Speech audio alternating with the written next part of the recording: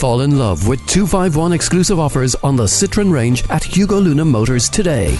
Explore our impressive collection of Citroën cars and vans, where advanced comfort, style, safety and reliability all come together. Order your 251 today and take advantage of low-rate finance, a €500 deposit contribution and avail of a free home charger.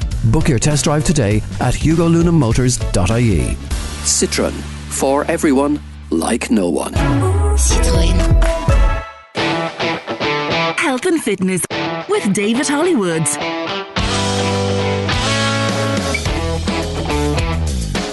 Hello and welcome. What's coming up on this week's show? Let's have a look.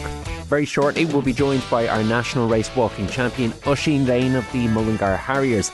We catch up with Athlon's Louise Shanaher on her new book about teaching children self-compassion. You'll meet the Leash Doctor at the cutting edge of sustainability and nutrition, who's been speaking at the second annual EU Climate Pact conference this week. And we check in with Offaly GA ahead of a big weekend for the county senior footballers. First up, our reporter Jack Irwin has been speaking with Mullingar Harrier Oisín Lane, who's qualified for the Tokyo World Championships after a phenomenal performance in the Spanish National 35k Race Walking Championships. Oisín's delighted to have made the grade. I wasn't expecting to qualify so early, really, to be honest with you, because this is what I've qualified for now, is the 35 kilometre race walk, and that race last weekend was only my second ever attempt at it. So I've obviously got a 6-minute PB as well, which I don't think anyone really expects in their second ever race over any kind of a distance. So yeah, absolutely thrilled.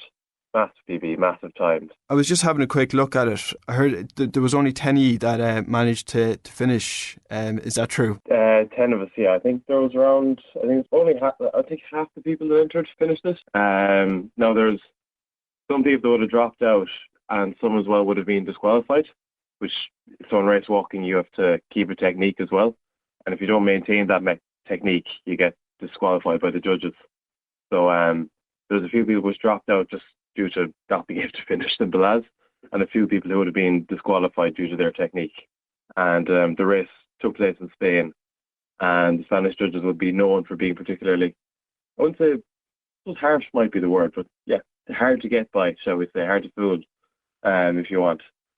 So a good few people got DQ'd there, and obviously such a long distance, took me 2.5 hours to finish the race, and I would have been one of the quicker finishers. So it's a long time to stay in technique, a long time to be continually going. So yeah. And it must be brilliant obviously to have secured qualification. I understand that the championships don't start for another good few months yet. No, the championships don't start until I believe end of August, or I think start September is when Tokyo is, but a long way away. But yeah, no, it's great to have qualified, and obviously none of it would be possible without a great deal of local support, and obviously help from family and friends. And so in particular, I'd like to thank North Midlands Credit Union as well for their own support. It's obviously very nice to get support from local businesses when you're trying to qualify for all these things, because obviously, making world champs. I'm a student here in UL. It's very time consuming to be both studying and training. Doing both almost at a full-time level. So obviously getting any bit of support is great. And I get a bit of support from UL as well. Any bit of help, at that level is important. And then as well, I suppose, I hear, the top Irish walkers, the interviews that I've heard when they've crossed the line, is that usually you really feel, your legs feel like jelly after it. Is that true? Yeah, massively, yeah. I feel like jelly is almost a nice way of putting it. You just feel pain all over. Like last weekend, obviously after every race, you're supposed to do a cool down, and I felt like, I don't know, somebody being ripping my muscles apart or whatever.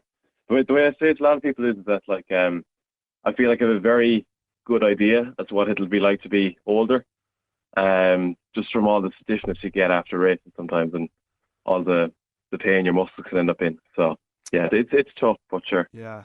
There's a certain satisfaction as well to being completely jaded and tired after a race, because it obviously lets you know that you've worked very hard and they've gotten the most out of yourself. So there's two elements to it that way. Fair play to you. And how's the body then? How long does it take your body to, I suppose, fully recover from a race like that? Well, I know, say for example, last year now, I competed in the European Seniors in Rome, and I would have done my last race 2 weeks before that. But the race that qualified me for that event would have been 2 weeks beforehand. So much closer than this year's big senior international. But it was 2 weeks out, and I reckon I was only just about recovered for Rome. So that's an entire 2 weeks. And I'd say even training wise, it takes 10 days really to be able to train properly, back to train like normal again. So this week is a very, very, very light week for myself. Not too much training because wouldn't be able for it at all. But yeah, I suppose when you get older as well now, in fairness, and get more used to distances, the recovery time does get a bit quicker because your body adapts to longer distances. But I'm still very young and very new to these kind of distances, so it takes me a long time to recover from those events. I know, I'd say so. And then as well, a typical day look like for yourself approach, a big championship. Yes, well, I suppose the week before a race now, I would take it quite easily as well. Most training I would be doing would be kind of just light work, only quote unquote 40-50 minutes at a time maybe, or even up to an hour maybe training per day of just actual activity. And then obviously I might take a couple of rest days in the week leading up to competition.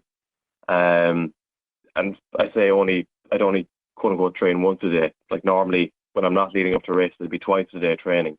Be first thing in the morning and in the evening, whereas pre-race would just be afternoon maybe, kind of more convenient time for training. So leading up to races as well, you'd be eating a whole lot of carbohydrates, especially 2 days beforehand. The day beforehand as well, my diet looks very weird in the 24 hours before a race. I've eaten a whole lot of carbs and hardly any meat and veg, because you want to be giving your body as much fuel as possible without actually, shall we say, how do I put it, making your digestive system do too much, because you want to keep everything in during the race as well. Like last weekend, my breakfast was 2/3 of a packet of microwavable rice. That was my breakfast before the event. So I don't get any more simple and plain and carb based than that. So yeah, lots of carbs, still training away, but a lot easier than usual. And obviously plenty of stretching and mobility, and of course plenty of sleep as well. Sleep is key. And as well, just interested, I suppose, when you were even younger, looking back at that, did you get involved in other sports? Well, there was a point now, I suppose, when I was finishing primary school, I would have been doing swimming, athletics and hurling. I would have trained a little bit with the primary school in the football. But I suppose out of those, I particularly like the hurling now. I did a bit with Father Dalton's as a kid. Now, unfortunately, I had to give it up. Kind of secondary school, I kind of gave up those other sports in favour of athletics. But I did quite enjoy doing those other sports. And I think it was good mentally as well that I even got to try out all these different things. I'm not just, it's not like I've only done athletics my entire life. I've tried these other things. I had great fun doing it as well. Yeah, because I do hear, a lot of athletes sometimes say, it's good that they've played them sports at a younger age. Sort of, absolutely. You add, I suppose, more skills that you can use in competition. I think as well, it kind of, at a younger age as well, it's more important to enjoy sports than to be good or competitive or anything like that. And I think it's when you're a kid, having a variety can be good that way sometimes as well, that you're not just doing the same thing over and over and over, that you get to try out new sports. And also you get a chance to find out what you do and don't like, what you are and aren't good at. Say, hurling was probably my favourite of those. I wouldn't say I was a bad hurler, but definitely nowhere near as good a hurler now as I would be a race walker. Nowhere near as good. You said it was secondary school when you decided to stick with the race walking. Okay. Yeah, I did. I suppose you could argue doing two sports, because I kept up running as well in secondary school and race walking. I placed decently at a few national running championships. But yeah, secondary school I began to focus in on the athletics, just due to time, really, is what it was. Was there anyone that you would have looked up to? I know Ireland have had a few medal winners in race walking before. I have a very obvious inspiration at home in my dad, in that he's made internationals, and him being national event coordinator in the walks. And I think he's been held that role for 20, 30 years now. So he's been an inspiration since. He's been behind a good lot of that. I would have to say my dad, to be honest with you. Probably the safest answer. Of course, and I suppose it is safe answer in fairness. But yeah, no, there's obviously a pile of good race walkers. I believe we've 3 World Championship medals in the race walk. Like that'll make the race walks our most successful event in athletics at the World Championships. So yeah, we've a good history, and I would like to try and keep up that good history myself, or play a part in it. Yeah, Shall we definitely. say? Well, you're not doing too bad so far for your young age. Good to hear. You know, just looking at the sport as a whole, do you feel like the sport is growing in numbers in the last while, or do you feel maybe more needs to be done to attract, I suppose, more people into it? I would say maybe a bit of both is what I'd say. Definitely, it's been growing massively. Even the last year, it's gone up hugely. Like I won national senior track and field. I won the 10K walk of that last year, and I had like the surreal experience of like 2 years ago, nobody would have known who I was, and I wouldn't have been a particularly major figure in Irish athletics, and to some extent, I wouldn't say I'm a massive figure now. But there was, I remember after the race, there was kids that actually knew my name and actually wanted like an autograph off me, because obviously we've had a lot of success in the last year, especially at the European Champs. We got 4 medals at that, 4 goals at that, I think. And obviously a lot of, especially kids, which is great to see, have taken an interest and a joy in athletics, because we've had, I mean, even the relay teams, we've had such inspirational figures in the people on those, like Rashid Adelaide and Tom Barr. So I think there's a lot of, it seems to me anyway, like a lot of kids, even when you go down to Mullingar Harriers, there's a huge number of kids trained there the whole time. So I think a lot more young people, kids especially, are interested in athletics and actually know about athletics. And I would say as well, a lot of, even just generally, I think there's more general knowledge about athletics. But I'd also say to that as well is that I think athletics could do with more coverage on the television. Like you don't really get to watch television you don't really get to watch athletics that much. Like everyone knows when like the big championships are going on, but it's harder for the smaller events, non-championship events, to get coverage. So it doesn't get seen really outside of a couple of times a year, whereas other sports like maybe rugby and soccer are a whole year-round affair. So I would say a bit of both. But that I'd be hopeful for the future of athletics, and I think we're already in a very good place right now in Ireland. So that's what I'd say. Yeah, no, absolutely. And I would definitely say with race walk, and obviously with the success that we've had over the last few years, I think it's only going to improve. What's been your main highlight achievement so far, would you say, if you had to pick one? If I had to pick one, tough one. I won't say last weekend. It feels a little bit too close to be like a lifetime achievement, shall we say? Especially given that it was outside of a championship turn like that. But I would say it's slightly more niche one. It's not objectively a big achievement, but winning junior indoors, so junior being under 20 indoors, for the first time, it was a massive deal for me because I was 15 at the time, and I was racing a bunch of 18, 19-year-olds, and I was racing a bunch of 18, 19-year-olds that I'd never beaten before. So that for me was a massive highlight. And I think there's a photo of me. There's a photo of me still on the internet there, going across the line with my little nerdy glasses. I get made fun of the whole time for that photo. But yeah, no, it was big time, big TV, and obviously I think just it was a big step up for me at that time. So that's right now, that's what I feel is the most. It's not objectively the biggest thing I've done. I've won national championships, senior championships since then, and done well the internationals. But in terms of, I suppose, the amount of joy I've gotten from it, that'd be it. Like, sometimes the smaller wins can be a bit more meaningful. Yeah, no, absolutely. Just finally, there for Oisín, plan now for the rest of the year. What does 2025 look like? Well, the plan is to go back down to 20 kilometres. Given that I've already done my bit for the 35k. Hopefully, I've already qualified for the European Team Championships, so hopefully Ireland will have a good team for that, and we'll see how we'll place there. And then after that, there'll be World University Games in Germany, and I've a vague hope and a dream of maybe medaling there. Now, it depends on if World University Games, the standard can vary a bit between year to year, depending on who shows up and who is actually a student or not. But I've hopes and dreams for that, maybe of getting a medal at that, and then after that, obviously the main focus will be Worlds. I've actually never competed at the World stage. I've qualified for a couple of World Champs, but I've missed them between injury and COVID. So obviously the World Champs in Tokyo in September will be the main goal, and I've no big expectation for that as of right now, other than to train for that and do my best at it and to make the most of the experience, hopefully, once I get there. I wish you all the best anyway. Thank you very much. And hope it all goes well. So thanks for taking the time out, Oisín. We appreciate it. All right. And yeah, look, all the best for 2025, and thanks for joining us. Thank you very much. Thanks for having me. Health and Fitness with David Hollywoods on Midlands 103. Next on Health and Fitness, we are turning our attention to our children. I think it's the work of a lifetime for a parent to do what they can to help nurture their children through their lives growing up and bringing them towards adulthood in a way where they can survive what can be such a challenging world. And very much along those lines, I'm very glad to say Louise Shanaher from Athlone joins us on Health and Fitness this evening. Louise is an accomplished author. You would have heard her plenty times on Midlands 103 over the years.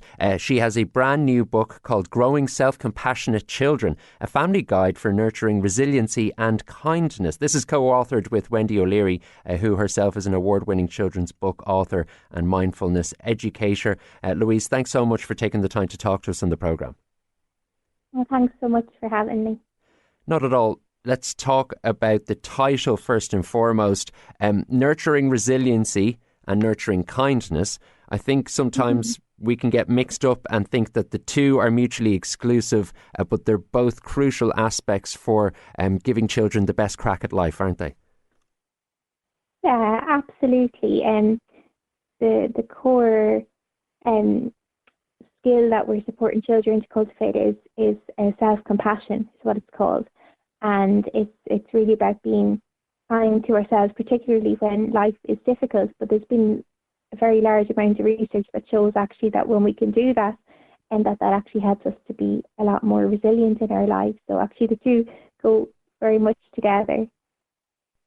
Talk to us about what it was about this idea of self-compassionate children that made you want to commit a whole book to it, and talk to us about your work with Wendy. Yeah, absolutely. So I really connected with the work around self-compassion maybe over the last 10 years or so. It's all about being kind to ourselves, being a friend to ourselves, and it's about mindfulness too, but it's more than that. It's also about being mindful and being giving ourselves care and treating ourselves the way we would treat others. So the reason why I really connected with that, it was really from my own life, really from noticing how much it helped me and how much it benefited me. And then I've been teaching mindfulness for years, and I noticed that when I introduced self-compassion practices to the students, that they made a huge difference, and they seem to really need that more than anything else. And a lot of people would say just that they find it really hard to be kind to themselves, and maybe have a lot of maybe a big inner critic, or find that they can be very hard on themselves. So I was really finding that consistently in people, and then also maybe in myself, and then I just thought maybe that this was something that young children could really benefit from. So to really help them develop this inner friendship and a good, positive, kind relationship with themselves from an early age, so that they carry that with them throughout their lives, rather than having to kind of go back and learn it when they're older. So that was the idea. Yeah, that makes perfect sense. Like, ultimately, the one person we spend more time with than anyone else on the planet is ourselves. And if you can put these building blocks in place early in life, it can cut out, as you say, so much work maybe when we get a bit older. What was it like working with Wendy O'Leary, who is also, I suppose, an accomplished author? Yeah, that was amazing. Wendy's in Boston. We never actually met each other in person. The modern world. Yeah, but we've been kind of talking over Zoom every week for the last 2 years, and it was amazing. I learned so much from Wendy, and it was a really, really special experience. And she's been practicing mindfulness meditation, self-compassion for a very long time, and it really has got a great depth of understanding and embodiment, and is a wonderful teacher. So I learned so much from her. It was great, really beautiful experience. I want to move on to talk about more broadly children and mindfulness, but while we're specifically talking about the new book, remember the title is Growing Self-Compassionate Children, a Family Guide for Nurturing Resiliency and Kindness. Where can people get hold of the book? Well, they can get a hold of it from my website. I have signed copies, www.creative-minds.com, but it's published by Shambhala, so it'll actually be distributed worldwide, and it'll be in you can get Eason's and Dubray, and I've seen there's kind of those main bookshops. You'll be able to get it as well. Great stuff. Creative Mindfulness Kids. You're the founder of this project, and it works with training children around mindfulness. How do you find children and how they interact with mindfulness going from zero to where maybe you want to bring them? How receptive are they? And what are the things that you've noticed along the way? Yeah, so I've been teaching mindfulness to children for a long time now. And it's different teaching mindfulness to adults. And I think that's the key. And I think children are really, really receptive to it, but it's the way that we share it with them. And the creative mindfulness method shares it through kind of stories and crafts and activities and making things together. And we have discussion. We have like some visualization and meditation as well. And what I found is that children really connect to it in that way, and it becomes something kind of interesting and meaningful and tangible for them, rather than something just conceptual, which it can be a little bit. When we think about mindfulness, it can be a little bit abstract. So the idea of making things or creating things and activities really helps children engage with it, and I find that they actually really enjoy it and they really connect to it. And it does work, So it's something that children actually enjoy doing, is what I find. It strikes me with my amateur hat on that a lot of the environment around children these days with technology, etc., runs against the philosophy of mindfulness. So do you think it's becoming a more important practice to try develop in children as things stand? Yeah, totally. And I think, getting outside is important as well, and, being mindful outside and with nature, because there's such a huge, technology has kind of totally taken over our lives in a lot of ways. So yeah, absolutely. And then also maybe since COVID, there's been a lot of issues with children's mental health and anxiety, and that's definitely on the rise. So yeah, I definitely, I believe with all my heart that all children should be introduced to mindfulness and how to be with themselves and their thoughts and their feelings, and the importance of being kind to themselves and kind to others. And I feel like this is just something essential that the children need to know about, and as well as all the other things we teach them in school. But this is really important too, and how to be with ourselves, and it really promotes there's a lot of research behind it too. It really promotes their positive mental health and well-being, and even physical health, and even performance at school and their relationships with others. So there's a lot of research behind it.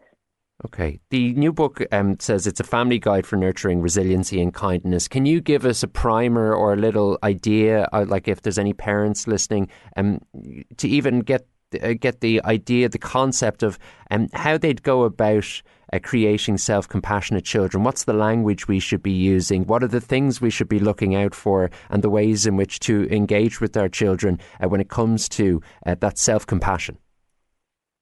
Yeah, so the most important thing is for parents actually to, if they want to cultivate this within themselves and their family life and for their kids, it's actually to kind of go on their own journey with mindfulness and self-compassion. Because if we want our children to be kind to themselves and to love themselves and to really be good friends to themselves, then if we're not doing that, it's quite difficult, because children learn a lot really from our modelling and from how we are, maybe more so than even what we say. It's how we actually are and how our beingness they're learning from.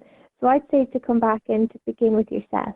Like 90% of it is within the parents' own selves, and then 10% is the activities, but it really starts with yourself. And you can start with just some meditations on YouTube or reading some of the books around self-compassion, or just, asking yourself, how can I be a little kinder to myself today? Noticing your self-talk and noticing how you're treating yourself, because, as you say, we're always with ourselves. We can never we always have to stay with ourselves. We can have as many people as we like around us, but we always have that relationship with ourselves, and we have a choice, I think, in how in the type of relationship that is. And when we actually befriend ourselves and love ourselves, really, life tends to be a lot different and a lot easier in a lot of ways. That's really interesting. You've described a real full circle moment there in terms of we're not tooled up to teach our children a certain message unless we really, honestly, truly embrace what it means for ourselves as well first. And that's really when we can carry it through. So we are talking, as much as growing self-compassionate children, that means allowing yourself to be self-compassionate first and foremost.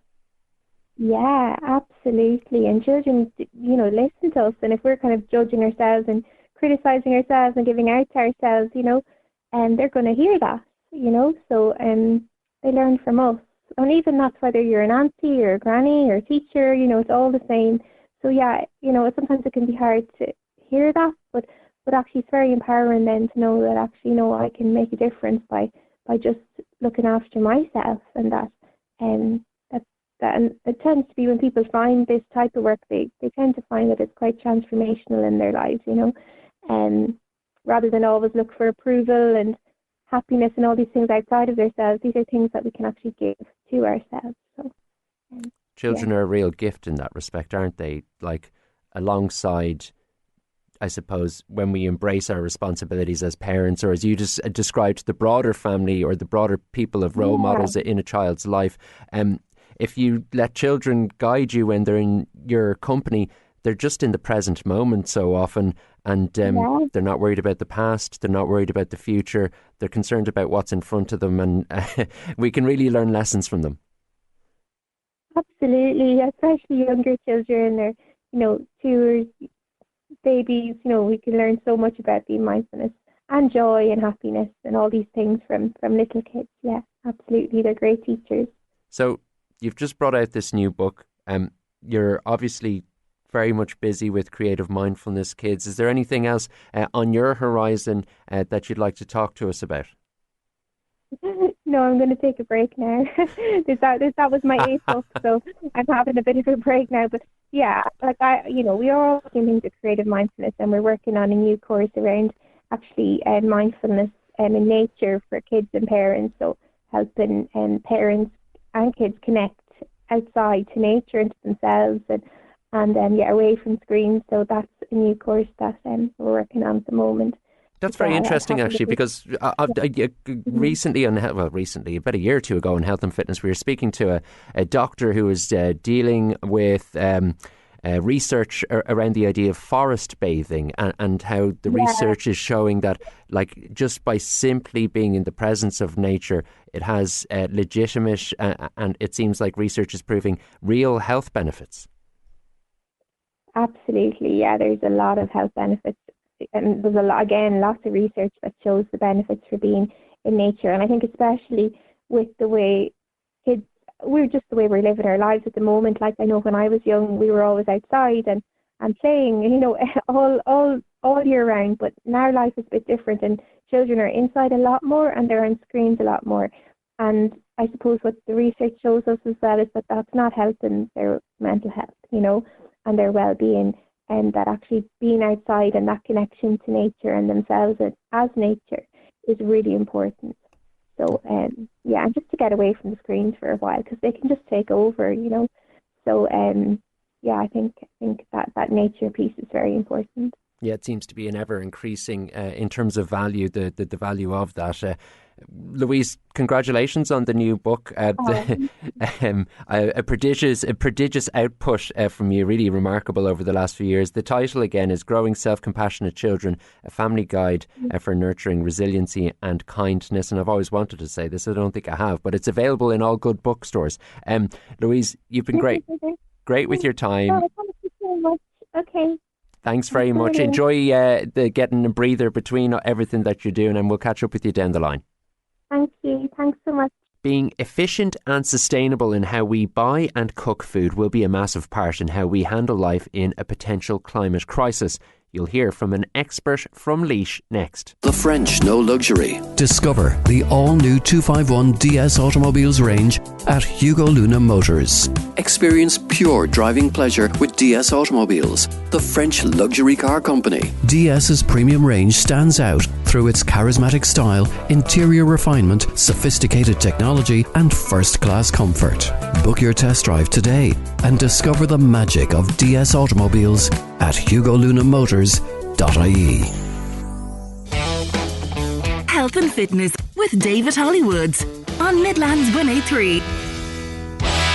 The second annual EU Climate Pact Conference is taking place this week. In fact, as we speak right now, it is taking place in Dublin. I'm very glad to say that Laois's Dr. Laura Kerwin, who's the sustainability lead at Nutritics, who is set on giving a talk there today, is on health and fitness with us to talk about the importance of efficiency and sustainability in food going forward in the face of a climate crisis.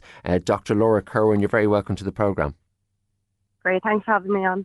Talk us through the issues you'll be talking about today when it comes to the importance of, I suppose, food and nutrition in the future when we talk about climate crises.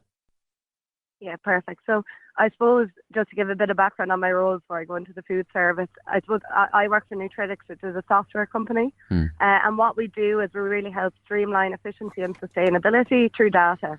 So chefs like belonging in the kitchen. They're not the biggest fans of sitting at a laptop. So what we do is we allow them to plan their menus, plan their food service, plan what they're going to order, what ingredients they need, and also try and plan to reduce food waste.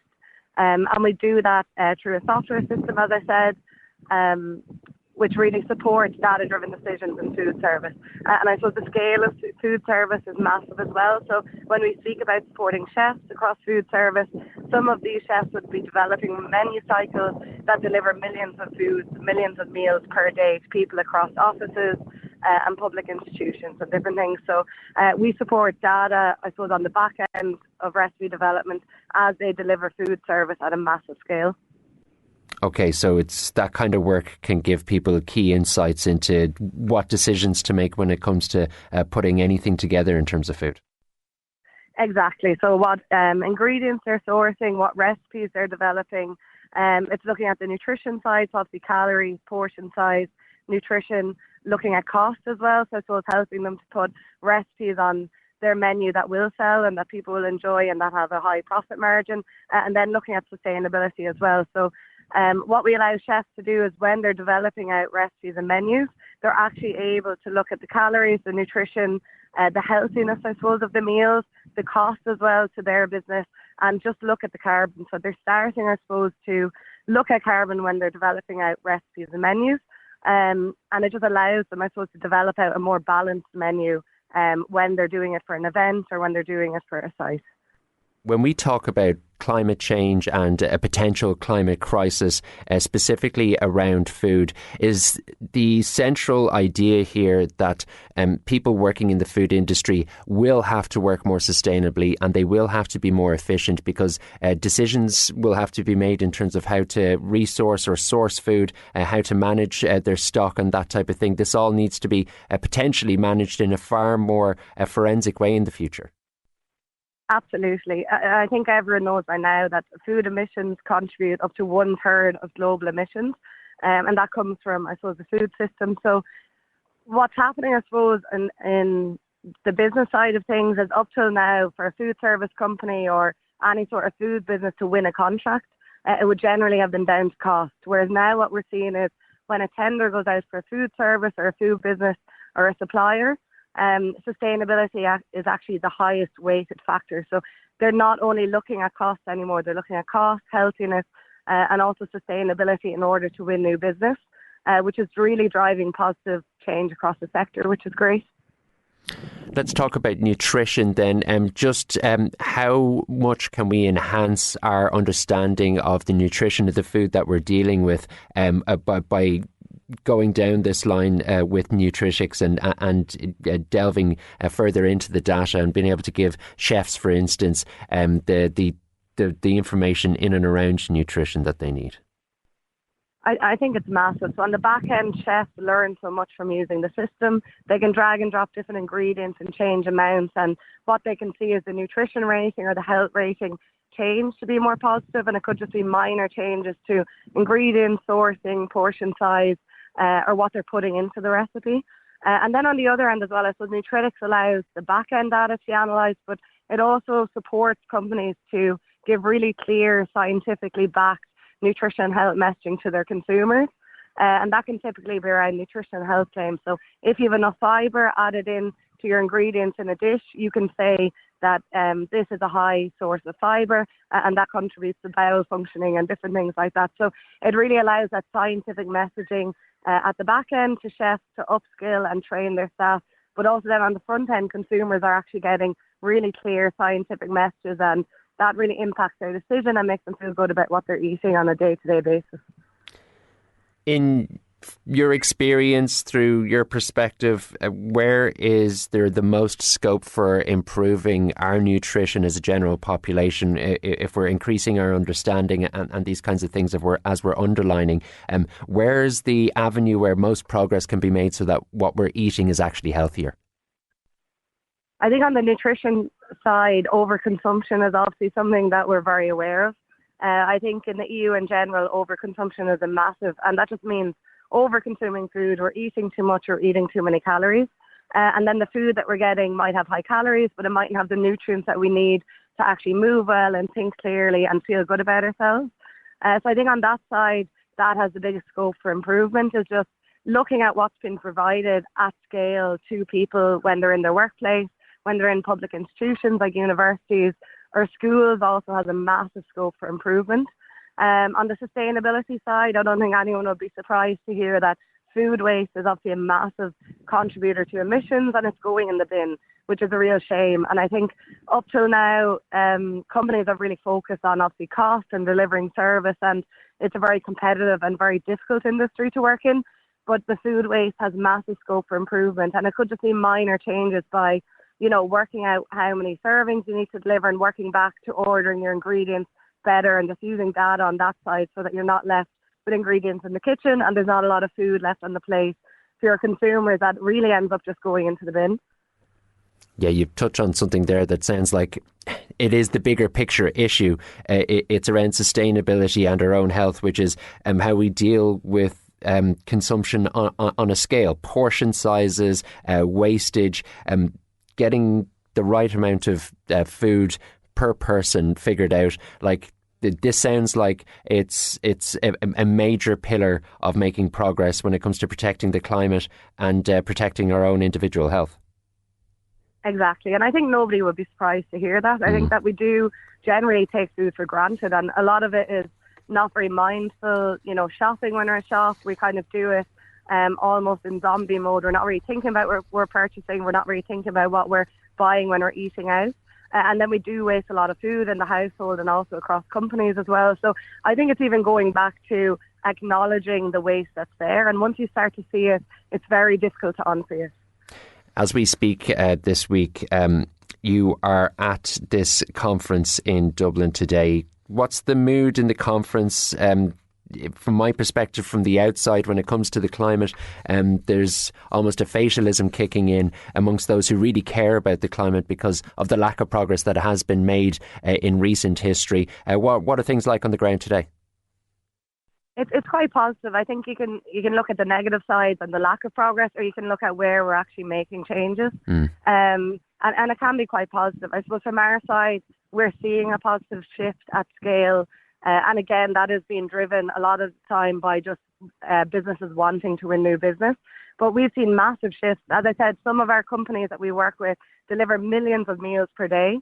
And we're seeing them make these minor shifts, even to recipe creation and menus, that has had massive impact on carbon reduction and really looking at food waste in the kitchen and having massive shifts at scale. So I would say at the conference, it's very positive. It's looking at the progress that we've made and the plans that we have for the year to really increase these voluntary actions in Ireland to upskill consumers, increase awareness, and then show people how they can contribute to positive change. I think what you're doing sounds absolutely fantastic. The very best to luck to you going forward with food service, nutritics, and the rest of the conference today, Laura. That's Dr. Laura Kerwin, who is the sustainability lead at Nutritics. Thanks for joining us on Health and Fitness this evening. Thanks very much. Come one, come all, Offaly GA is asking man, woman and child to get down to O'Connor Park this weekend to support Offaly in their crucial league derby with Kildare. That's next. Health and Fitness with David Hollywoods on Midlands 103. Our reporter Jack Irwin is back. He's been chatting to Offaly GA's Head of Coaching and Games, Karina Carroll, about a massive game this weekend and about what's been going on across the underage programme in the county. We met at the launch of Condon Concrete sponsoring Coaching and Games, so that was a good 6 weeks ago. So since that, the underage programme has kicked off. We had Féile last Saturday, Féile football, which is 28 games around the county. We're very lucky with the weather. Then this Saturday is the Féile hurling, and the same thing again, 28 games around the county, finishing up with the finals in Bar. So really Féile starts the underage programme. So once this weekend is finished with the Féile, we kick into all age groups from 13 to minor in all the leagues, starting the 1,000 and 1,201 games. Yeah, so the calendar is starting to get very busy. It is, yeah. We're lucky with the weather. Now the pitches are okay. We are lucky with the weather. Yeah, no, thank God, and hopefully it continues for the next few months. And I know, Karina, that the Coaching and Games would have interactions with the county board. How happy, I suppose, has the organisation been with the improvements, I suppose, with all the teams so far this year? Oh yeah, well look, O'Connor Park and Faithful Fields are happier places when teams are winning, and winning breeds winning. So at least you can talk to the young children who are playing in the development squads and say that it's great now the Division 1, the hurlers have reached Division 1 in the hurling, and in the football hopefully this Sunday the footballers will, and then as our minors and under 20s progress, it is very good. Everybody wants to play for Offaly at the moment. There is a buzz around it, so we just have to work on that. The development squads are actually off this weekend and last weekend, apart from the 16-year-olds due to Féile. So they'll be hitting back into the Faithful Fields on the 5th of April, starting then for 25 weeks in a row with one bank holiday off. And just before that, on the 29th, in O'Connor Park, there'll be the gear presentation day, which is always a big day for all the boys. And the sponsors of the Vincent Cleary will be in with Glennisk, and Condon Concrete is in as well, and also Declan Kelly, Mickey Hart and Johnny Kelly, along with Tom Parlam, will talk to the players, and two legendary people, Damien Martin and Matt Connor, will also be presenting the gear to the players. So there is a buzz. It's a busy month, but it's busy because they're all active in their club and active in their county, but that's what we want. Absolutely, that's what you want. And you mentioned it there as well, the footballers, big game coming up this weekend, top of the table clash in O'Connor Park. You'd like to think, Karina, that there'll be a large turnout at the weekend? Yeah, we'd like to think it, and the weather is good. But look, we've have a good track record of promoting games. We did it in the minor in Portlaoise a couple of years ago at the Leinster final, and following on our under 20 hurlers. The crowds following them has been unbelievable. So we just felt this Sunday, in conjunction with Glennisk, that a promotion in our last home league game of 2025, that we'd encourage all the children and all the families to come in and support the footballers. They do have 2 games left. From my calculations, if they win one game, they're up, but it won't be great to get the win this Sunday in the home ground. So Glennisk are dropping in over 1,000 packets of product. We will also have a raffle at half-time. Every child will receive a raffle ticket on entry, and we'll have a raffle at half-time for some Offaly GA gear, Offaly books, Offaly bobble hats like that. So them 10 minutes at half-time on the pitch, when the children come to play hurling or play football, they always remember it. So we promote it big time in O'Connor Park. So hopefully the weather be nice. It is a bank holiday weekend, and hopefully to come in their thousands, hopefully, and push these boys across the line. Yeah, absolutely. A massive weekend for the Offaly footballers, and a great opportunity to put themselves in a great position for promotion. Exactly, yeah. And I suppose lastly, Karina, how do you see the game going? It's been a very good campaign so far. One blip against Fermanagh, but they've won the rest of the games. How do you see it going at the weekend? Yeah, well look, I wasn't at the away games. They clashed with different games here in O'Connor Park, but I just hope to get a good start. I suppose the start has been maybe the one negative. If they get a good start, and hopefully the crowd will enhance that and push on, and Look, if it's a nice day, they are a small team, but they're a quick-moving team, so hopefully that will get them across the line. Jack, before I go, just from all in coaching and games, we'd like to wish Declan and Mickey the very best of luck on Sunday. But as the championship starts, to wish Johnny Kelly and his hurlers who have got to Division 1, but the championship's coming around now. So to wish Johnny with the senior hurlers, Mark with the under-20 footballers, Leo the under-20 hurlers, Roger minor footballers, and Brian Carr with the minor hurlers the very best of luck in their campaigns. I know they're all kicking off in the next week or two. 100%, Karina.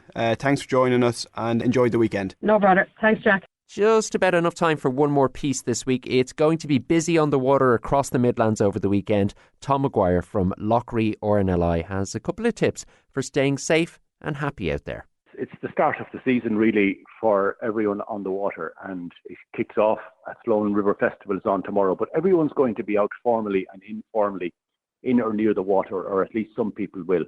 What's interesting is that we've just discovered that more than 2 out of 3 accidental drownings in Ireland are preceded by land-based activities. So people set out for a walk or hiking or go fishing and then finish up in trouble on the water. And that's not something we're often made that aware of. And then there are people who go on the water. I think going on the water at the start of the season, it's important that people check their equipment. They're going out with boats and the engines may not have been started since last Halloween or last September. That their life gear and their life jackets, and all of that needs to be checked. And if they do that this evening or tomorrow morning, then at least they go out well prepared. I think really being involved in water-based activities on lakes or rivers around the Midlands, it's really important that people avoid alcohol or drugs, because the attraction of the water is perhaps that it is so undependable and it's so unpredictable, and that's the joy of it. But you need to just be full of your senses if you're going to go out to enjoy that in an unpredictable environment. I think maybe check the weather, always tell someone where you're going and when you're expected back. Most important probably to go with someone and don't go alone. If you're going on the water, make sure you have a flotation device of some sort, and stay away from river banks that may be dangerous, because you'll know that after the winter and the rain that a lot of riverbanks can be very soft. So I think it's important to kind of stay a metre or two away from riverbanks if you go out there. There's a lot of people now involved in stand-up paddleboarding, on open water swimming. And I think it's good that you wear something colourful and bring a balloon if you go water swimming, and let that be apparent that you're in the water and people can see you, because so many people are in the water now with boats and with other devices that there can be accidents on the water as well. So just do your checklist and go out and enjoy it, because we're blessed, as you say, to have so many excellent bodies of water. It's great to see people enjoying them, but to do so safely. And I think most importantly, that if anyone gets into trouble, that's why charities like the RNLI are here. We're available 24/7, and just dial 112 and ask for the Coast Guard and tell them what the problem is, and do that sooner rather than later if you find yourself getting into difficulty. That's the crack for another week. Have yourself a great St. Patrick's weekend. Jack and I will be back next week. Joe Cooney's on the way with Country Roads. Take care of yourself, and I'll talk to you soon.